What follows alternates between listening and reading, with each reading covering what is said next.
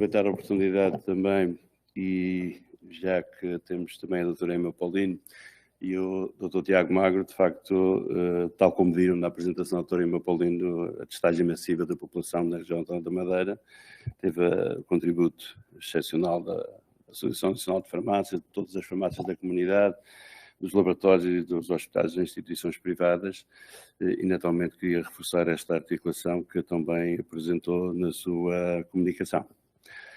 Apresentar o próximo orador, eu julgo que não será necessário.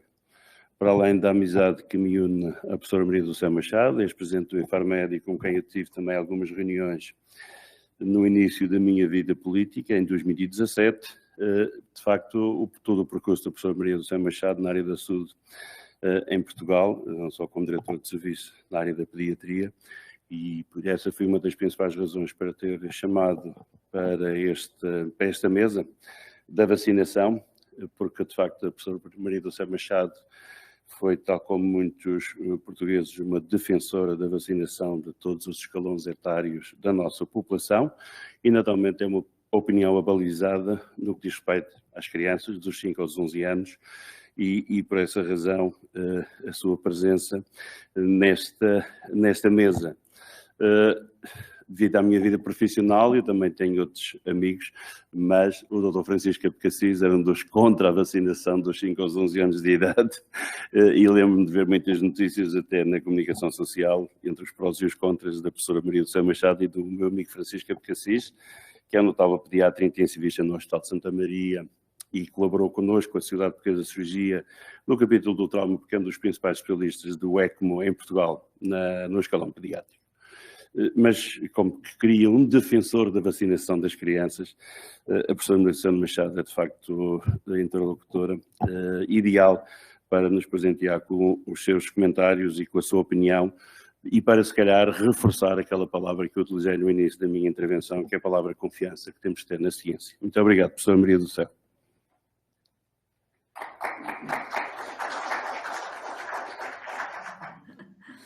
Muito obrigada a todos.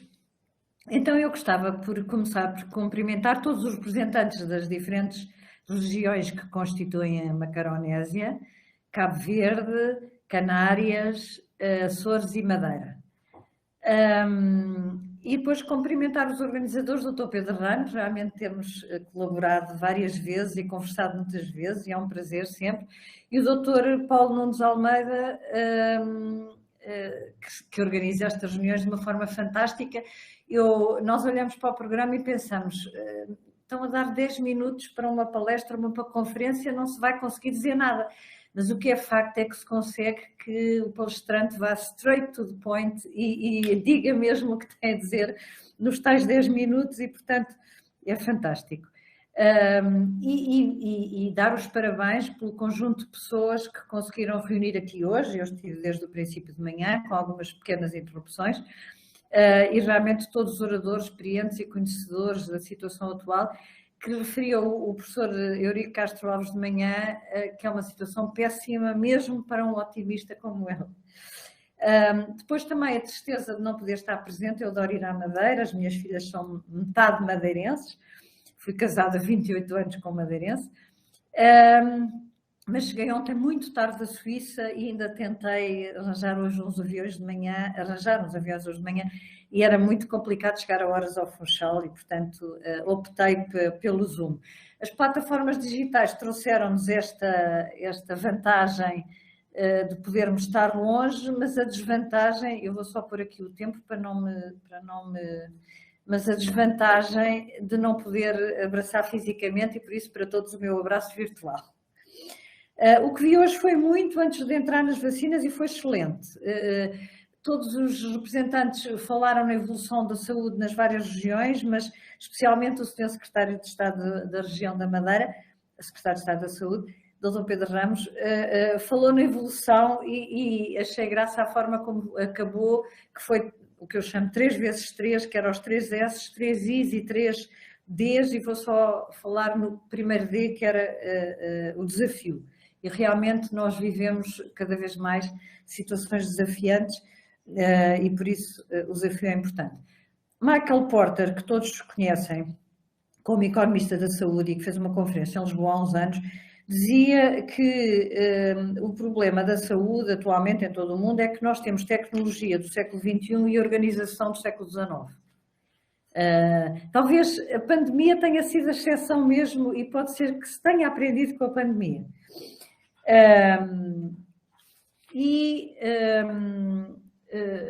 Relativamente, enfim, às várias intervenções que assisti muito rapidamente, eu prometo não ultrapassar os meus 15 minutos, a professora Graça Carvalho lembrou a nova autoridade europeia que foi nomeada e que tem o nome de Resposta à Emergência e Segurança Sanitária, e eu refiro isto porque nós vivemos a pandemia, mas, e realmente é uma emergência relativamente, uma emergência sanitária, mas o facto de estarmos em guerra, eu falo nós porque estamos todos em guerra, o facto de estarmos em guerra é também uma emergência sanitária. Ainda ontem eu ainda estava na Suíça e recebi uma mensagem a pedir um pediatra para ir a uma faculdade em Lisboa que tinha aceito, transformou algumas salas de aulas em enfim, camaratas, acolheu 25 mães e 25 crianças, só que as crianças estavam todas a vomitar e com febre. E de repente os acolhedores não sabiam o que é que haviam de fazer e pude explicar que a Estefânia, o Hospital Dona Estefânia, por exemplo, organizou uma consulta na hora para as crianças ucranianas, que basta inscrever-se online e depois marcam imediatamente a hora a que vai no próprio dia. E isto é uma estratégia que pode ser repetida em várias regiões e que é uma estratégia fantástica. Chamando aqui a atenção que a Graça Carvalho também falou nas doenças raras, e eu lembro que as doenças raras são mais frequentes em regiões pequenas, porque há mais casamentos consanguíneos, e que a Madeira pode liderar, e essa é uma mensagem, investigação, redes europeias, ensaios clínicos em várias patologias raras. E é um repto que faço ao Dr. Pedro Ramos. Eu vi num editorial do Lancet, agora há pouco tempo, que nós não devíamos falar em pandemia, mas devíamos falar em sindemia, quando nos referimos ao Covid-19. Porque a sindemia é uma pandemia com um fortíssimo impacto social e económico. Eu gosto da palavra sindemia, acho que realmente foi o que vivemos e estamos a viver, é a sindemia. E gostei também de ouvir falar sobre o sistema português de saúde e sobre o sistema madeirense de saúde, onde se integra o Serviço Nacional de Saúde, porque muitas vezes fixamos no Serviço Nacional de Saúde e nós devemos pensar na saúde para os portugueses e não na saúde para os portugueses que vão ao serviço, que recorrem ao Serviço Nacional de Saúde. E a Madeira é um exemplo que inclui o público, o privado e o social, e por isso, mais uma vez, os cumprimentos. Pensar saúde é pensar de forma abrangente, envolvendo todos. E eu passava agora, depois desta breve introdução, que realmente fiquei contente com o que assisti de manhã e que achei que realmente tinha sido extraordinário, para falar agora um bocadinho nas vacinas. E especialmente porque é que eu defendo que as crianças dos 5 aos 11 anos sejam vacinadas. O problema que se pôs, puseram-se algumas dúvidas quando se começou a falar em vacinação a crianças e porquê? Porque os ensaios clínicos, reparem, o que nós queríamos era uma vacina eficaz, segura e rapidamente comerciável. E, por isso, os ensaios clínicos foram feitos os iniciais, obviamente, em indivíduos, digamos assim, com mais de 16 anos, por duas razões essenciais. Primeiro, porque a farmacocinética já é semelhante à do adulto, enfim, não é completamente normal, mas é semelhante à do adulto. E segundo, porque a partir dos 16 anos já não é preciso consentimento dos pais. O próprio pode dar consentimento. E por isso, nós queríamos rapidamente ter alguma coisa comerciável, tínhamos que nos fixar neste grupo. E reparem que, embora nós sabendo que já nessa altura, quando se começou a falar nas vacinas, sabendo que o idoso é o grupo mais vulnerável e com mais probabilidade de ter doença grave e morrer. Como se lembram, então, em algumas vacinas, como foi o exemplo da AstraZeneca, o número de idosos que entraram, ou de pessoas com mais de 65 anos que entraram nesses ensaios clínicos também foi um número muito restrito. E, portanto, o primeiro aspecto que os que são contra as vacinas apontam sim, porque não foram logo ensaiados abaixo dos 16 anos, portanto, provavelmente não é indicado abaixo dos 16 anos. Não, era uma razão para ser rapidamente comerciável. Depois, o outro problema que se punha era se nós temos dados suficientes que suportem a vacinação universal para este grupo, 5 aos 11 anos, se a vacina é eficaz e segura neste grupo, 5 aos 11 anos, e se, ao vacinarmos as crianças que sabemos que têm uma doença mais ligeira, na maioria dos casos, e uma mortalidade baixíssima e poucos internamentos, se estamos a respeitar o princípio ético da beneficência, ou seja, o que chamamos o melhor interesse da criança. Já que, nestes casos, a criança não tem autonomia, portanto, nós usamos o segundo princípio ético, que é o da beneficência. E a minha resposta a isso é simples. Por um lado, os ensaios clínicos que foram feitos, o número de crianças não foi muito grande, foi cerca de 1.100 e qualquer coisa, eu escrevi por aqui e agora já não sei onde é que pus.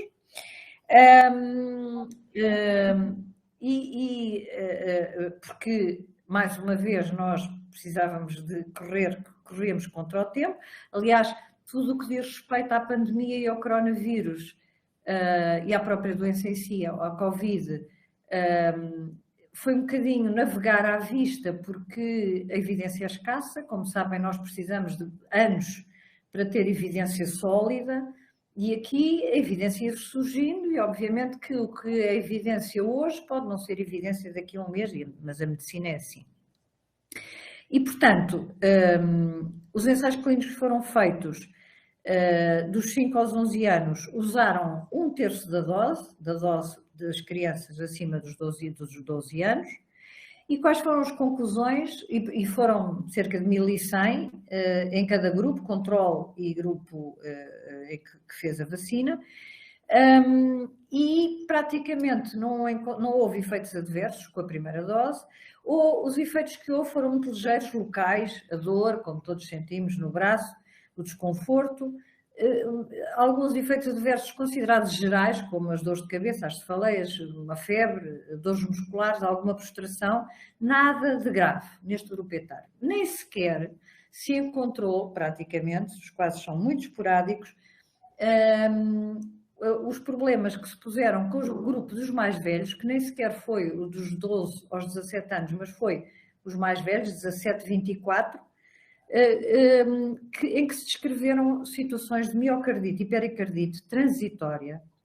Quem primeiro descreveu foi Israel, adultos jovens. Reparem, Israel foi o país que vacinou mais rapidamente, teve uma percentagem enorme da população vacinada e vacinou todos os jovens, porque são militares, como sabem, em Israel os jovens têm todos o serviço militar obrigatório, e estes jovens dos 18 aos 24 foram os que desenvolveram alguns uma situação de miocardite, pericardite com a segunda dose, mais os rapazes, a segunda dose sempre, sem grande gravidade e com recuperação total.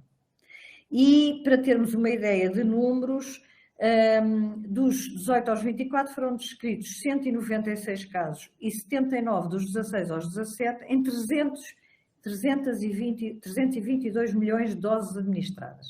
Portanto, se fôssemos ver a frequência de complicações da própria doença, em que está descrita não só Kawasaki-like, como choque tóxico e como aquela situação que se chama inflamação, síndrome inflamatório multissistémico em crianças, a frequência, embora a doença seja ligeira em crianças, a frequência em que se encontraram estes síndromes foi maior do que a frequência que se encontrou miocardite ou pericardite em como resultado da vacina, sendo que muitos destes que tiveram este MIS, que tiveram necessidade de cuidados intensivos e ficaram com sequelas, enquanto nenhum dos que teve miocardite e pericardite pós-vacinal ficou com algum problema, todos tiveram recuperação total. Um aspecto engraçado, eu de vez em quando olho para o telefone, porque o telefone eu estava aqui a marcar a hora e ele desaparece. Um aspecto engraçado, publicado por um senhor chamado Das, em 2021, que reviu 357.188 episódios de toda a vacinação, todas as vacinas, é que já em 1957, com a vacina da varíola, que não tem nada a ver com a vacina mRNA, porque nós dizíamos, não, é por ser uma vacina nova, com que é uma vacina diferente, já em 1957 foram associados e descritos casos de miocardite e pericardite com a vacina da varíola. E nesta revisão de 357.000 vacinas, todas do programa de vacinação americano, foram encontrados 199 casos, é uma meta-análise, 199 casos de miocardite e pericardite não têm nada a ver com vacinas mRNA. Ou seja, as crianças podem fazer miocardite e pericardite com qualquer vacina. E porquê vacinar as crianças se fazem doença ligeira, embora eu já tenha dito que é mais frequente? Não é só a saúde, é a saúde e o bem-estar. E quando falamos no melhor interesse da criança, esse princípio ético leva-nos a pensar que saúde não chega, é preciso saúde física, saúde mental e bem-estar. O bem-estar é um conceito que a Unicef desenvolveu e que tem 6 dimensões, que incluem o ambiente em que a criança vive, da escola, familiar, o bairro onde vive, a casa, a família, a educação, a saúde, obviamente, comportamentos de risco, etc. E que permite identificar desigualdades, como, por exemplo, material, a pobreza, o desemprego, o baixo nível educacional dos pais, e para um desenvolvimento infantil saudável, equacionam-se recursos internos e externos que potenciam as capacidades individuais e que combinam fatores de suporte e outra vez, o suporte é a família, a escola, o centro de saúde. Ora bem, quando nós temos crianças novas, quando tínhamos a maioria das crianças não vacinadas e as várias vagas e variantes de Covid, o que estava a acontecer, e aconteceu em 2021, foi os sucessivos encerramentos das escolas. Eu tive crianças que eu sigo na minha consulta, que em 2021... entre janeiro e julho, se lembram, houve uma terceira vaga em janeiro e depois uma quarta vaga em maio, junho, julho, um bocadinho, tiveram 3 semanas de aulas em presença. E isto acentua as desigualdades. Acentua as desigualdades porque há famílias que não têm internet, não têm computador, vemos isso na televisão. Há pais que têm literacia e não conseguem ajudar os filhos na escola, nos trabalhos da escola, como outros, de maior nível educacional, e por outro lado ainda o facto de estar confinado e de estar metido em casa com a família acentua as tensões intrafamiliares, embora há um estudo muito engraçado publicado no fim de setembro de 2021 por um senhor feito no Reino Unido, chamado Jonas, que aplicou um inquérito de avaliação da saúde mental em pós-confinamento, portanto, aplicou já em 2021 e publicou a fim de setembro ou princípio de outubro de 2021, e que chega à seguinte conclusão. E dividiu em 2 grupos, são adolescentes que dividiram em 2 grupos. Um grupo que tinha problemas anteriores de saúde mental, e portanto já estava numa consulta de pedopsiquiatria, alguns medicados, e outro grupo que não tinha nenhum problema, eram crianças consideradas mentalmente saudáveis, para chegar à conclusão que as mentalmente saudáveis tinham piorado e que as que já tinham problemas de saúde mental tinham melhorado. Isto parece o contrário do que nós supomos, mas quando lemos o artigo, o que chegamos à conclusão é que muitas crianças que têm problemas de saúde mental e que tinham problemas prévios ao Covid, tinham problemas de famílias desestruturadas, de pouco afeto, pouca ligação familiar, famílias dispersas, pouco apoio afetivo. Ao ficarem confinadas, melhorou o apoio afetivo, melhorou, a família melhorou e as crianças melhoraram também. enquanto as que tinham uma saúde mental normal, acabou por haver famílias que funcionavam normalmente, acabaram por se auto-isolar uns dos outros e aumentaram as tensões intrafamiliares, e esses é que ficaram a precisar mesmo de consulta de pedopsiquiatria. E, portanto, isto é basicamente a minha visão em relação à vacinação. Voltando à região da Madeira, a região da Madeira teve a coragem de, precocemente, não só neste grupo, mas também no grupo dos 12 aos 17, ou dos 12 aos 15, propor ou validar, aprovar a vacinação ainda antes do continente aprovar. E realmente,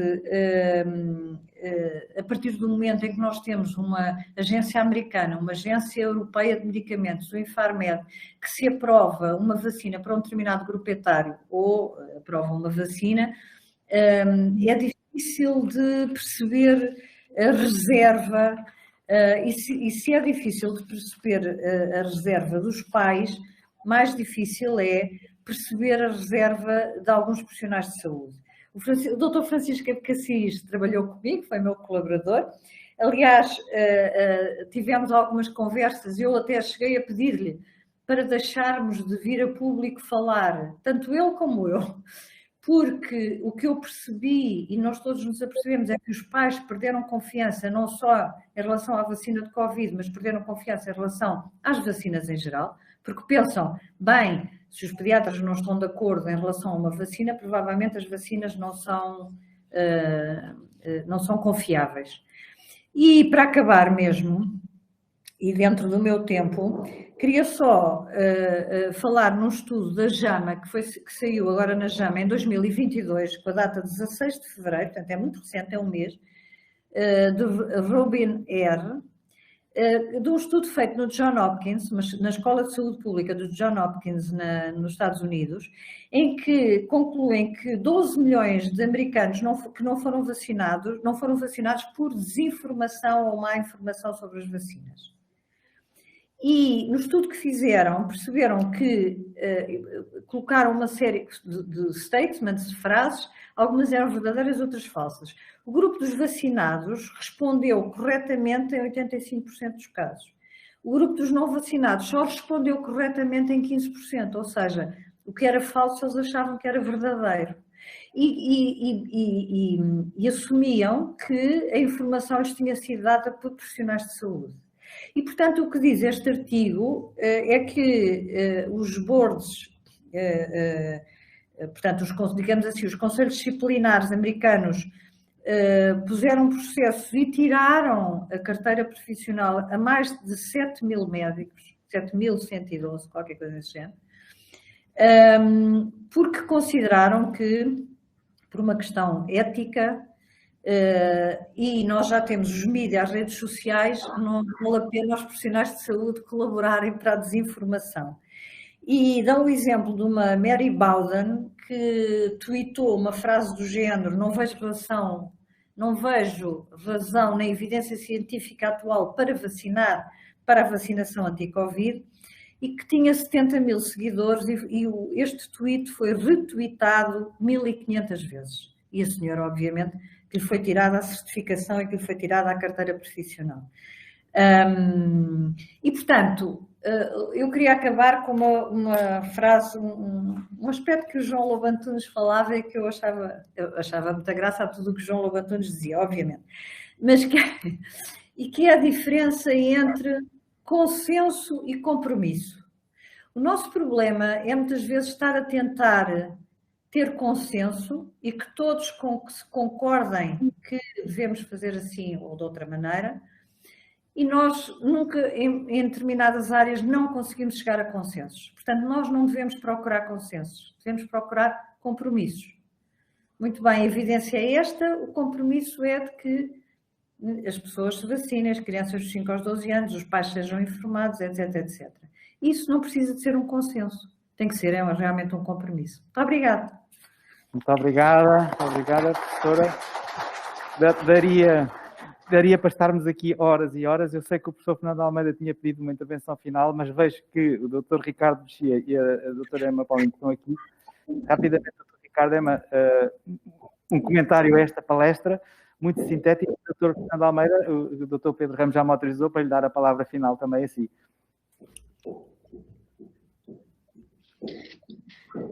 Muito obrigada por esta oportunidade. Efetivamente, eu não podia concordar mais com aquilo que a professora Maria José Machado aqui referiu sobre a importância da vacinação e sobre a importância da atualização constante da nossa atuação enquanto profissionais de saúde e enquanto sistema de saúde relativamente à nova evidência científica que vai surgindo, mas também, no fundo, assumir este papel, que deve ser o papel dos profissionais de saúde e das instituições de saúde, que se prende com a tomada de decisões baseadas nesta evidência científica. E, efetivamente, isso foi algo que aconteceu ao longo desta pandemia e que eu penso que isso também foi percepcionado pela população e daí também a elevada confiança da população na vacina, no processo de vacinação e a elevada adesão da população a essa mesma vacinação. Temos aqui claramente um desafio maior em relação às camadas mais jovens, eu penso que também por algum ruído e também por aquilo que o professor Fernando Almeida também acabou de referir, que tem a ver com algum cansaço da população relativamente ao próprio tópico da pandemia e em relação à vacinação em si. Mas pronto, era estes comentários que gostaria de tecer, concordando em absoluto com as referências que a professora Maria José Machado fez. E também sublinhando a importância de redesenhar também os próprios sistemas de saúde numa perspectiva mais integrada entre os setores público, privado e social, que, como vimos, foram todos absolutamente essenciais nesta época de pandemia. Muito obrigada mais uma vez pela oportunidade de contribuir. Obrigadíssimo, muito obrigado, doutora Emma Paulina, é um prazer e uma honra muito grande tê-la aqui nesta Cimeira das Regiões da Saúde, a terceira edição. Doutor Ricardo Mexia, não vai muito obrigado. Mas pode fazer aqui um comentário final. Apenas 3 comentários muito breves. Um que ainda tem a ver com a questão anterior, que tem a ver também com o contexto em questão da Cimeira das Regiões, e dizer que muitas vezes a insularidade tem as suas dificuldades. No caso da pandemia, felizmente permitiu implementar algumas medidas com maior sucesso, nomeadamente o controle fronteiriço permitiu em larga medida, como de resto aconteceu, por exemplo, na Nova Zelândia, que até há bem pouco tempo era reconhecido como um dos melhores exemplos, de alguma forma controlar por essa via. E, portanto, às vezes a distância, algum isolamento acabam por contribuir para também estarem mais protegidos em relação a alguns destes aspectos. Depois, uma questão muito importante que foi mencionada é que esta nossa enorme confiança vacinal demorou décadas a construir, desde 1965. Mas, infelizmente, tem o potencial de poder ser destruída rapidamente se nós não tivermos cuidado com a comunicação, com a forma como as coisas se vão sucedendo. E, portanto, é deixar essa concordância também com o que foi dito pela doutora Maria José Machado. Por fim, uma nota que também me parece pertinente, que é mais global e que tem a ver com as questões da desinformação e da comunicação. E entramos aqui sempre num terreno um bocado complicado. Ou seja, é evidente que não faz sentido que qualquer profissional possa ser sancionado por delito de opinião, mas nós temos uma obrigação, enquanto profissionais, que nos vincula a defender aquilo que são as boas práticas, aquilo que tem evidência científica. E, portanto, essa fronteira, no caso das pessoas que têm responsabilidades profissionais na área da saúde, talvez tenha que ser ponderada de uma forma muito clara. Eu tive a oportunidade de participar até em alguns movimentos que combatem a desinformação nas redes sociais, mas um dos aspectos que está muito desregulado é precisamente das próprias redes. Twitter, Facebook, etc. têm poucas regras em relação a esta matéria. E é evidente, mais uma vez, a fronteira entre a regulação e a censura é uma fronteira difícil de estabelecer, mas eu acho que nós temos que trilhar esse caminho. Mais uma vez, reiterar os agradecimentos e os parabéns pela organização do evento. Muito obrigado. Um abraço a todos. Muito obrigada, doutor Ricardo Mexia. Um prazer. Uma das pessoas que foi notificada como as 10 pessoas mais influentes pelo Expresso na área da saúde pública, e é um prazer tê-lo aqui connosco também nesta terceira cimeira. E, last but not least, o professor Fernando Almeida tinha pedido umas intervenções finais antes de oferecer aqui o palco às intervenções da plateia, que foram reduzidas. Assim sendo, tivemos a palestra magistral da professora Maria de São Machado, 2 comentários finais, o Dr. Pedro Ramos já me autorizou, pedíamos-lhe então uma intervenção de fecho. Muito obrigado e renovo os meus cumprimentos ao Sr. Secretário Regional Pedro Ramos. Não, serei muito breve, mas eu não podia deixar de comentar. Eu tenho assumido a honra de trabalhar com a Sra. Professora Maria do Céu Machado no rastreio e no Programa Nacional de Rastreio Neonatal, e sempre que há uma intervenção da Sra. Professora, mesmo em contexto de reunião, para mim é sempre uma lição. E eu gostava muito de a ter como professora agora à tarde. É tarde sobretudo para mim, porque pelos vistos a Sra. Professora continua aí a brilhar e a fazer lições fantásticas. E eu ia pegar exatamente nesse aspecto para falarmos da consistência e da credibilidade da informação. E tudo depende das pessoas e também do modo como é dito e como é feita a comunicação. E quando há consistência e credibilidade, não tenham dúvidas nenhumas, e que foi aquilo que aconteceu no nosso país, a vacinação ou outro programa qualquer tem sucesso. Como disse o Ricardo Mexia, o programa de vacinação não é de agora, é um sucesso que assenta claro e inequivocamente. Eu não posso aqui deixar de referir a Direção-Geral da Saúde e a Direção Regionais, os serviços regionais, sobre a informação e o papel que tem tido ao longo dos anos.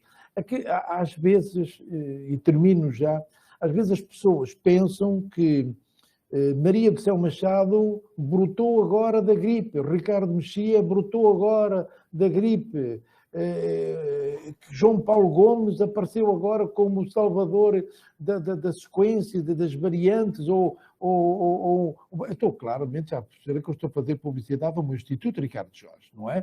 Mas que Baltazar inventou agora o R0, o RT e a transmissibilidade. Não, isto demora anos. São pessoas que estão aqui a trabalhar há muitos anos, não é preparadas. Também já houve outros ameaças, já houve outros. Mas são pessoas com uma capacidade técnica e intelectual enorme. Nós tivemos outra pandemia.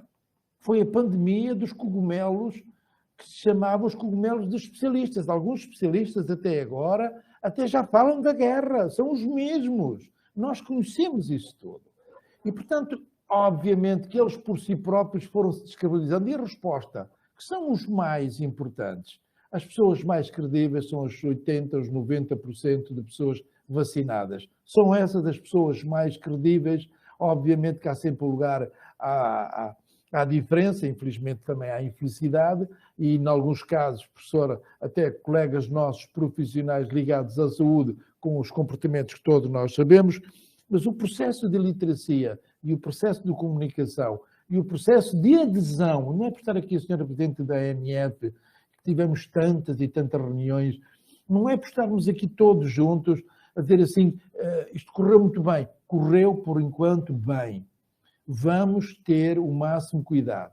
A lição principal de como correu bem é que estamos aqui todos juntos, de todas as áreas, de todos os setores, preparados para uma nova... Eu não me esqueço, eu não sou um pessimista, eu sou um realista. Preparados para uma nova pandemia. De certeza absoluta que estas lições que aprendemos vão nos servir e vão servir de base. Porque neste momento pegamos no telefone e falamos para a Presidente da ANF e ela atende o telefone e está sempre disponível, como foi este esforço último que fizemos no último Natal, no último dezembro, incalculável, que chegámos a fazer 400 e tal mil testes num só dia, que era uma coisa incrível. Olha, até atingimos o 7º lugar a nível mundial de testagem. Não estou a pedir apologia na vacinação. Isso só foi possível porque todos colaboraram, autarquias, governos, decisores políticos que conseguimos fazer entender e conseguiram entender e tiveram sagacidade. E isto não é nenhum elogio fácil ao Sr. Diretor, eu sou Secretário Regional. Tiveram sagacidade de arriscar, de confiar e de tecnicamente perceber que há técnicos que sabem o que é que estão a dizer. E esta lição de cooperação que eu gostaria de terminar e, naturalmente, dizer que para o próximo ano, só se for o vento que me impeça de ir à região autónoma da Madeira, só se for o vento. Um abraço. Muito obrigada, obrigada, professor Fernando Almeida. Damos assim por encerrada a sessão. Peço desculpa, um grande abraço ao Sr. Ministro da Saúde de Cabo Verde, que acabei de ver que ele está aí na plateia. Morabeza. Morabeza está aqui retribuindo também. Encerra a sessão 3, mas estava aqui promessa Professor Eurico, quer vir aqui dar umas palavrinhas do financiamento finais? Vamos embora, vamos a isso que temos aqui, a promessa da sessão 2. Professor Eurico Castro Alves, que está aqui presencialmente, falar-nos das conclusões da... Pode passar aqui para a palanca, se quiser.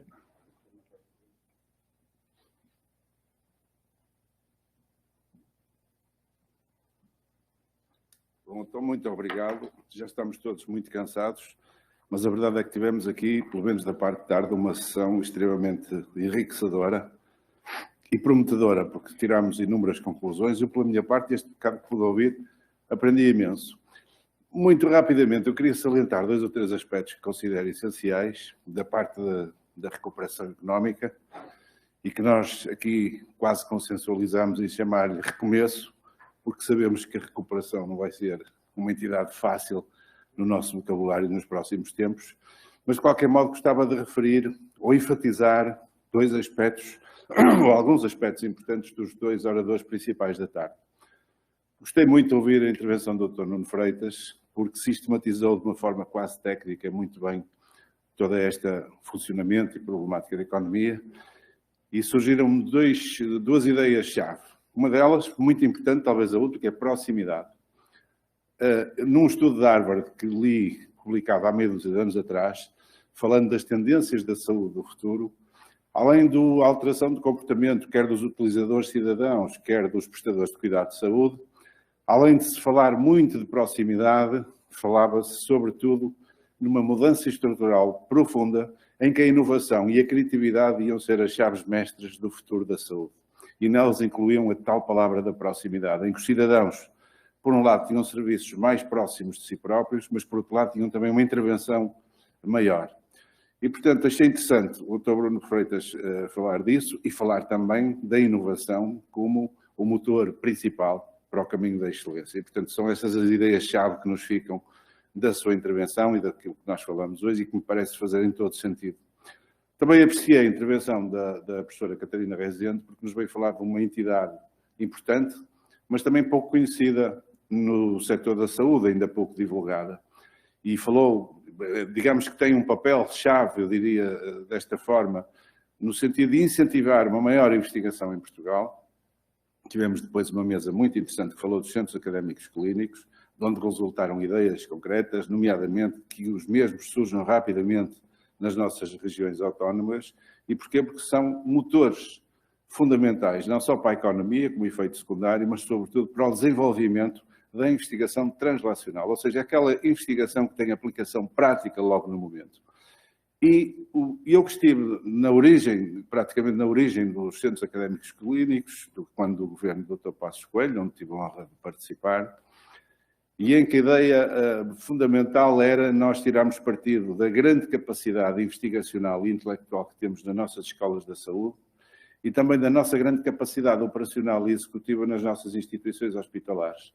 E, portanto, faltava criar um modelo que conjugasse estas 2 capacidades e que trouxesse uma mais-valia relevante para o sistema, que no fundo é o resultado da investigação poder ser rapidamente aplicado na execução no nosso dia-a-dia na prestação de cuidados de saúde. E isto tem, claramente, acho que todos também percebemos isso e consensualizaríamos se tivéssemos falado mais profundamente sobre isso, evidentemente tem repercussões económicas secundárias, mas muito importante para o nosso país. Foi dada também uma nota que quero dar alguma relevância, porque tem a ver com isto que vos estou a dizer, que é a importância dos ensaios clínicos para Portugal. Quando eu passei pelo Infarmed, tive a informação de que a Bélgica, um país que é muitas vezes, por ser semelhante ao nosso, comparado connosco, tinha um volume de ensaios clínicos que representava uma entrada para o país em divisas de 750 milhões de euros. E à altura, Portugal tinha 150 milhões de euros, que é uma situação que eu consideraria inexplicável. Vivemos tempos de modernidade, não vivemos tempos de excesso de burocratização, e esta era a principal causa da falta dos ensaios clínicos em Portugal. Sei que nestes últimos anos alguma coisa tem sido feita, mas tenho sobretudo a consciência que falta fazer muito mais. E é com estas palavras que eu vos deixo, que é falta fazer muito mais, e mais importante ainda é que não falta fazer muito mais àqueles que nos governam e àqueles que decidem. Falta fazer muito mais a todos nós, que enquanto cidadãos também temos algumas responsabilidades. E aqui aconteceu um exemplo desse do falta fazer e fez-se com competência e com qualidade, os resultados foram excelentes. E, portanto, encerro com os meus cumprimentos ao Governo Regional da Madeira, na pessoa do Sr. Secretário Regional da Saúde e da Proteção Civil, a todos os presentes e a todos os que aqui colaboraram, e que as coisas não fiquem por aqui e que consigamos todos ajudar a que façamos com que aconteça qualquer coisa de bom no futuro. Muito obrigado a todos. Muito obrigado. Pronto, e damos por encerrado este dia. Muitos agradecimentos a todas as pessoas que estão do outro lado do Atlântico, virtualmente, nesse espaço, nesse metaverso, e que nos acompanharam ao longo de todo este dia. Muito obrigado a todos, estimados e queridos oradores convidados que fizeram brilhar esta nossa cimeira. Muito obrigado a todos os participantes aqui na sala, esta excelente moldura humana que contrasta tanto, Dr. Pedro Ramos, com o nosso ano passado. E isto significa resiliência, meus senhores. Agora segue-nos para todos os oradores desta cimeira um jantar que esperamos por vós e que possam as conversações continuar. E a quem não está presente aqui connosco, estaremos convosco em pensamento. E até para o ano, se Deus quiser. Até para o ano, presencialmente, se Deus Nós quiser. podemos encomendar, não tem Uber para entregas? Sim. Muito obrigado a todos. Um grande bem-aja. Obrigada a todos. Obrigado pelo dia de arranque e vamos mantendo agora. Amanhã às 9 da manhã já vamos voltar a abrir sala. Obrigado a todos. Obrigada.